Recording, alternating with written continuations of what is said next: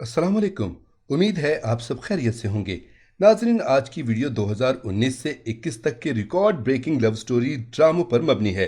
तो नाजरीन, शुरू करते हैं वीडियो। लेकिन वीडियो शुरू करने से पहले आपसे दरख्वास्त है कि हमारा चैनल सब्सक्राइब करके बेल आइकॉन प्रेस कर दें ताकि हम आपकी एंटरटेनमेंट के लिए हर पल आपकी स्क्रीन पर मौजूद रहें। दोस्तों, अब हम अपनी वीडियो शुरू करते हैं। Number 10, Ishqiya. Ishqiya ARY digital से 2020 को नशर हुआ। इश्किया की कहानी ट्रायंगल मोहब्बत पर मबनी थी। कहानी मोहब्बत के बाद दिलचस्प हो गई। हुमना और हमजा बेहतरीन क्लास फेलो हैं और अच्छे दोस्त भी। वो दोनों एक दूसरे को पसंद करने लगते हैं। मसला तब बनता है जब हुमना के वालिद अपनी बेटी से पूछे बगैर उसका रिश्ता अपने दोस्त के बेटे से तय कर देते हैं। हुमना अपने बाप को इनकार न कर सकी और बाप की फर्माबरदारी की खातिर हमजा के सामने धोखेबाज बनना मुनासिब समझा। हमजा को जब रिश्ते का इल्म हुआ तब उसे लगा कि ये रिश्ता हुमना की मर्जी से तय हुआ है और वो उसे धोखेबाज समझने लगता है। जिसने हमजा के साथ टाइम पास किया हो और इंतकाम की आग उसके दिल में जलने लगी, जिससे बदला लेने की खातिर हमजा अनोखा तरीका इख्तियार करता है और वो हुमना की बहन रूमी के लिए रिश्ता भिजवाता है, जबकि रूमी उन दोनों के रिश्ते से नावाकिफ थी, बल्कि हमजा को भी नहीं जानती। हुमना खामोश तबाह लड़की है, जबकि रूमी शोखो चंचल, जो अपनी शादी पर भी एक्साइटेड है। रूमी शादी के बाद अपनी बातूनी तबीयत की वजह से हमजा को भी बदल देती है। हमजा हुमना को शादी के बाद भी हरास करने की कोशिश करता है, उसे डराता है, धमकाता है। ड्रामे में कोई खास बात ना थी, बल्कि ट्रोलिंग के लिए बहुत कुछ था, लेकिन रूमी के किरदार ने ड्रामे को ट्रोल से बचाया और पसंदीदा ड्रामा बना दिया। रूमी का किरदार ठंडी हवा का झोंका साबित हुआ, जिसने इश्किया को हिट किया। नंबर 9, दीवानगी। ताकत के नशे में डूबा शख्स मोहब्बत में गिरफ्तार हुआ और इंतकाम की खातिर कमजोर और बेबस लड़की की जिंदगी खराब हुई। दीवानगी ने ऐसी स्टोरीज की बुनियाद रखी जिसको हिट किया।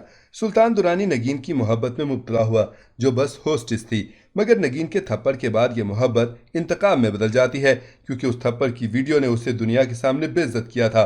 सुल्तान ने इंतकाम की खातिर नगीन का दिल जीता, उसको खुद पर भरोसा करवाया। जब वो भरोसा करने लगी तो उसे शादी से 2 दिन कबल अगवा कर लेता है ताकि उसकी बदनामी हो। अपनी बेइज्जती का बदला लेकर वो उसे छोड़ देता है, जिसके बाद नगीन को कोई कबूल नहीं करता। वो शहर छोड़कर लाहौर चली जाती है, जहां अली अब्बास से उसकी मुलाकात होती है। वो उससे शादी करके खुश रहती है।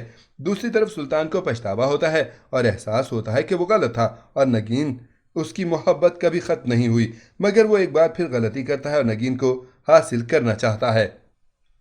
नंबर 8, अलिफ। अलिफ इंसान और रब के दरमियान फासले और इंसान की मोहब्बत से रब की मोहब्बत तक के सफ़र पर मबनी कहानी है। माजी और हाल के दरमियान गुजरती इस कहानी में बहुत से सबक हैं। ड्रामा अच्छे इख्तिताम पर ख़त्म हुआ, जिसे लोगों ने पसंद किया। हसन जहां मशहूर व मारूफ उभरती हुई अदाकारा थी जो स्टेज पर रक्स करती तो लोग उसे देखते रह जाते। तलहा तुर्क खतात और सूफी रक्स करता था। एक सेमिनार में उसने हसन जहां का रक्स देखा तो दिल दे बैठा। हसन जहां की मोहब्बत दिल से लगाई तो खुदा को भूलने लगा। उसके वालिद ने हसन जहां से शादी से मना किया तो दोनों ने छुपकर शादी कर ली और दोनों ने तुर्की में अपना छोटा सा घर बसा लिया। हसन जहां ने अपना घर, अपना करियर, सब कुछ छोड़ दिया तो तलहा ने भी अपने बाप को छोड़ दिया। उनके पास खाने को भी पैसे न रहे तो हसन जहां ने अपने मेकअप आर्टिस्ट, जो उसका वाहिद गमगुसार था, उससे मदद ली। मगर तलहा ने घर में उसकी आमद को कुछ और ही समझा और हसन जहां और उसके बेटे को, मोमिन को, हमेशा के लिए छोड़ दिया। मोमिन छोटा था और अपनी माँ को गलत समझता रहा। वो दादा के साथ रहा, बागी होता गया। बड़े होते तक वो मशहूर फिल्म प्रोड्यूसर बन गया और रब को भूल गया। उसके पास सब कुछ था मगर सुकून नहीं। दूसरी तरफ मोमिना, जो अपने खानदान की कफालत और इकलौते भाई जहांगीर के इलाज की खातिर शोबिज में काम तलाश करती है, जबकि वो खत्तात है।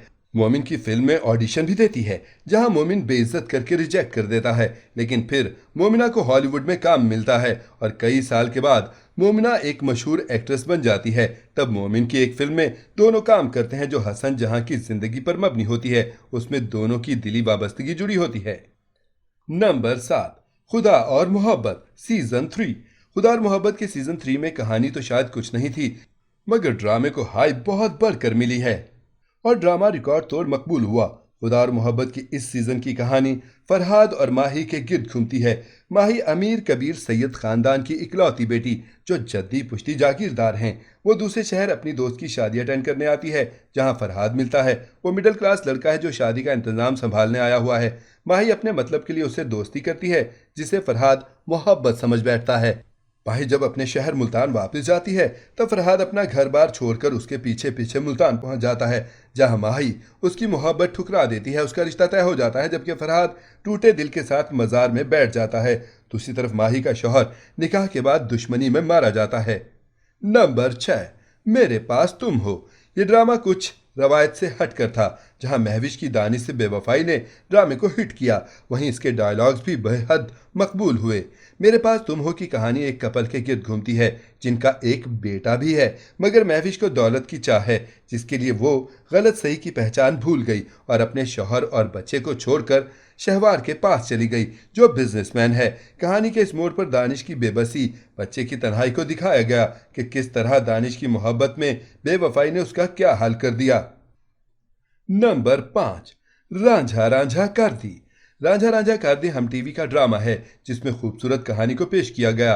कहानी नूरी की है, जिसका ताल्लुक तो कचरा चुनने वाले खानदान से है, मगर वो हिम्मत वाली लड़की है जो अपने खानदान के लिए कुछ करना चाहती है। उसने तालीम भी हासिल की, मगर वो जिससे मोहब्बत करती थी वो मतलब परस्त था, जिसके लिए नूरी ने चोरी की और रिहाई के बदले उसे सजा के तौर पर भोले से निकाह करना पड़ा।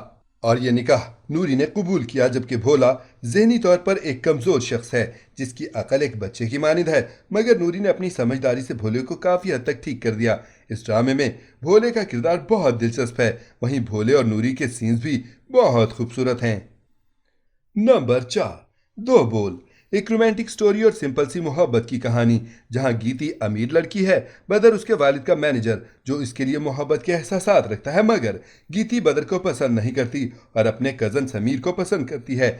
जब उसकी ज़िंदगी में कुछ नाखुशगवार हादसात होते हैं जिसकी वजह से उसका निकाह बदर से कर दिया जाता है। बदर की दिली ख्वाहिश पूरी हो गई, जबकि गीती बदर से मजीद नफरत करने लगी, लेकिन बदर ने सब्र व तहम्मुल से उसकी नफरत बेजारी बर्दाश्त की और उसका ख्याल रखा।